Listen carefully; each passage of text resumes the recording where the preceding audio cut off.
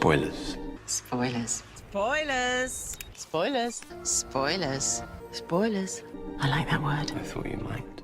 Hello everyone, and welcome to another Fan Theories, and the last part in my trilogy of fan theories. Whilst I'm not completely up to date on the novelizations, an oft-debated point is, are Time Lords born, or are they loomed? The ideas and the concept of looms has never been mentioned in the TV series, but it was elaborated on and greatly expanded on in the expanded media novels such as Lungbarrow. However, like many things in the expanded media, with so many different writers coming up with so many different ideas, it is hard to reconcile a continuity, and there are lots of continuity issues and contradictions. As such, the canonicity of the expanded media and the concept of looms is a much debated point. The basic concept of the looms is that they were used to create or birth Time Lords, because due to the effects of what is known as Pythia's curse, both Gallifreyans and Time Lords are unable to procreate sexually. However, this curse was later lifted during the 7th Doctor's era. Also, there are conflicting reports and accounts of there being womb-born Gallifreyans and Time Lords on Gallifrey when the curse was still in place. Outside of the narrative of the series, Stephen Moffat himself has said in Doctor Who magazine 482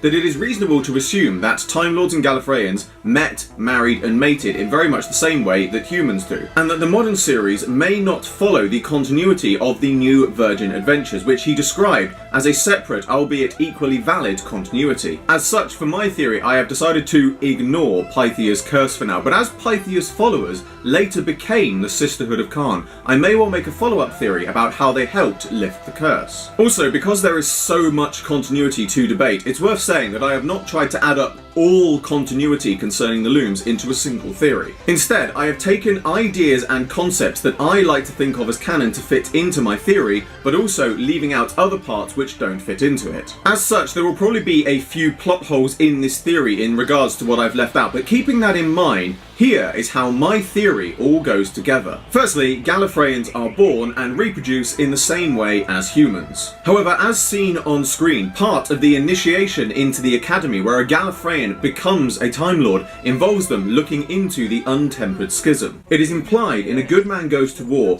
that early Gallifreyans became the first Time Lords due to billions of years of exposure to the time vortex via the untempered schism. You've told me about your people. They became what they did through prolonged exposure to the time vortex.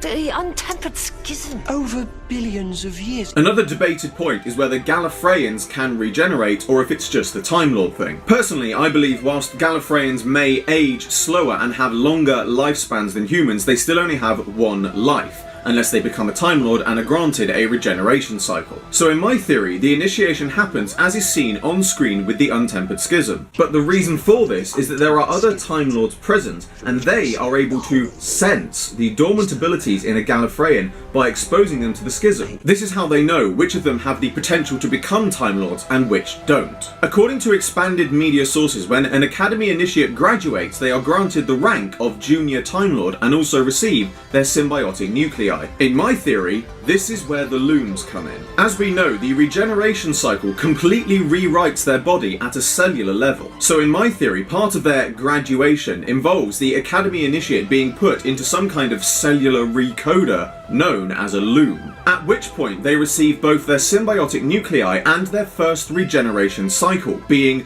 woven into their body at a cellular level, thus turning them from just a Gallifreyan into a Time Lord. To a new Time Lord, this feels like being born again, and the soul of the Time Lord they will become has always existed within the loom and the Matrix, even before the Gallifreyan initiate they are due to become has even been born. So when they are put into the loom, it feels as if they are being born and made whole again. This explains why some Time Lords, such as the Doctor, can remember existing inside the loom, waiting to be born. Although supposedly, and a theory to which I subscribe, which also formed the first part of this trilogy, the Doctor is in fact a reincarnation of one of the founders of Time Lord Society, known as the Other. To escape Rassilon, the Other threw himself in the loom and was undone, waiting to be reloomed, which according to some sources happened when he was reloomed into the Time Lord that would later become known as the Doctor. So it's possible that the reason the Doctor remembers being inside the loom is that these are in fact the Other's memories. What about being granted a new regeneration cycle? Well, I think that once their current regeneration cycle runs out,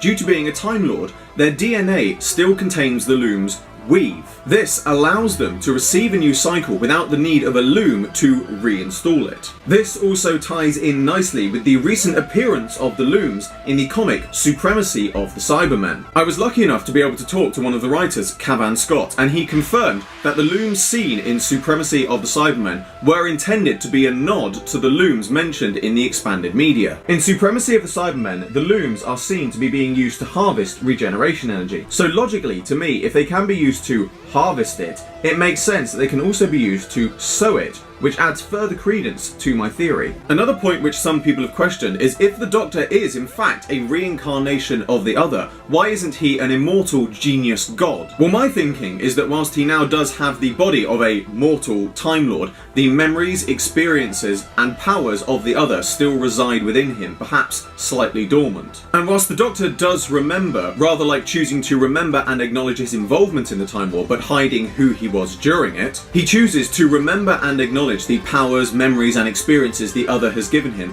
while still hiding exactly who the other was and his origins as a god. So in short, my theory is that Gallifreyans are born, but to become Time Lords, they must be loomed. Again, as I said, no doubt as with other theories, there are many plot holes in this, and it all depends, of course, on which continuity you follow. But personally for me, I think this theory fits together very well. So whilst I'm re-uploading this, a quick update. Obviously, this video was filmed back in 2017 originally, and since then we have had the revelations of the Timeless Child.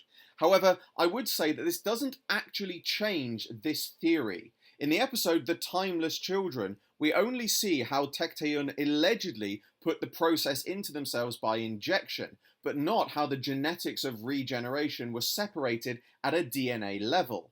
As such, it could be said that in order to separate it out, there was an unweaving of the DNA process, and subsequently the technology of the Time Lords progressed into creating the looms to create new Time Lords by weaving the regeneration process into them whilst they were still Gallifreyans. Exactly how this works for the Doctor / the other / the Timeless Child, however, we don't know at the time of updating this video, i.e. the idea of the other throwing themselves into a loom, or the same thing happening but they were known as the Doctor instead of the other, and then forgot their previous lives as pre-Hartnell Doctors. Until we get more information, we simply don't know. And one more thing I would like to make mention of in this video too, as it often crops up these days, is that there is nothing stating that the Doctor has or has ever had infinite regenerations as a result of being the Timeless Child. This is simply an idea that the fans assume to be the case, but there is no explicit evidence to support it, and if anything, the explicit evidence there is suggesting to the contrary. But again, this doesn't change the base theory of how looms work. It's simply the smaller details of how they come into the Doctor's storyline, which may change in future. And that brings to a close another fan theories and the end of this trilogy. As always, I hope you enjoyed this video and this trilogy of videos. Like, favourite, subscribe, share, it really helps me a lot, and be sure to check out the description below for a link to my Patreon. There is an exclusive webcomic and rewards for people who support it, and the funding generated by my Patreon helps me fund future videos. I salute you all, and I will see you with another video very soon.